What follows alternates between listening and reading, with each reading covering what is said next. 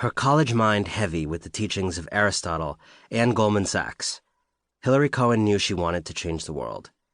Yet she wrestled with a question that haunted many around her. How should the world be changed? It was 2014, the spring of her senior year at Georgetown University. She had to decide what was next.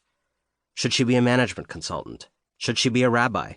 Should she go straight to helping people by working at a nonprofit? Or should she first train in the tools of business? She had absorbed the ascendant message, all but unavoidable for the elite American college student, that those tools were essential to serving others. The best way to bring about meaningful reform was to apprentice in the bowels of the status quo. Her interest in world-changing, while commonplace in her generation, had not been inevitable given her background.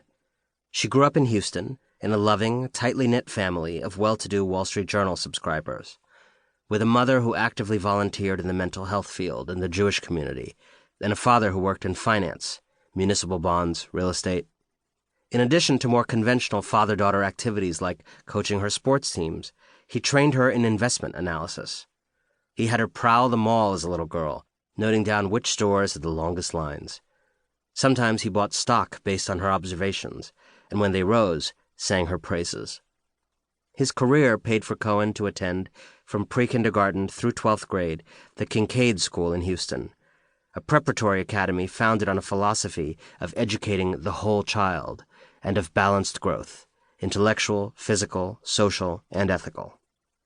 Her father dropped her there most mornings with a reminder to learn something new.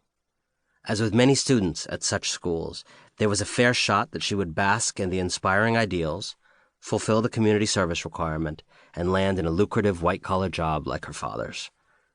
But Cohen had also been interested in politics and public service for as long as she could remember.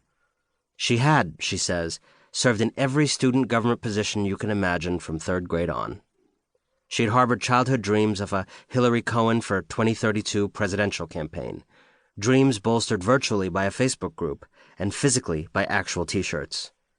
In high school, she served on a youth council for the mayor of Houston, took a summer class at Harvard called Congress, Policy, Parties, and Institutions, and interned on Capitol Hill. She ended up back in Washington to attend college at Georgetown, where she seemed to turn away from a trajectory like her father's and toward other sons.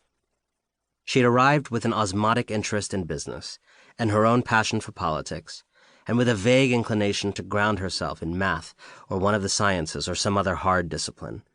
But she soon found herself changing. She was not the first college student to be overtaken by idealism amid old stone buildings and green quadrangles. She took a freshman seminar in education and there read Aristotle's Nicomachean Ethics. She says that book influenced me most and probably redirected my course in college and then life. The Ethics, as she read it, challenged many of the assumptions about life's purpose that one might absorb growing up in a prosperous neighborhood in Houston, learning at the knee of a financier, and being groomed by a prep school to enter the highly selective ranks of Georgetown. The life of money-making is one undertaken under compulsion, Aristotle says, and wealth is evidently not the good we are seeking, for it is merely useful and for the sake of something else. It stayed with her, this summons to search for a purpose greater than the material. He goes through all the things you can mistake for the purpose of your life, she said. Glory, money, honor, fame. And he basically enumerates the reasons why, at the end of the day, those things are never going to fill you up. The only truly ultimate good is human flourishing.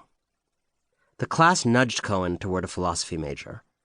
She also took classes in psychology, theology, and cognitive science because she wanted to understand how people grappled with these ancient dilemmas of how best to live. As she worked toward her degree, she decided that she wanted to pursue that idea of human flourishing for others. Like many of her classmates, she wanted to be an agent of positive change.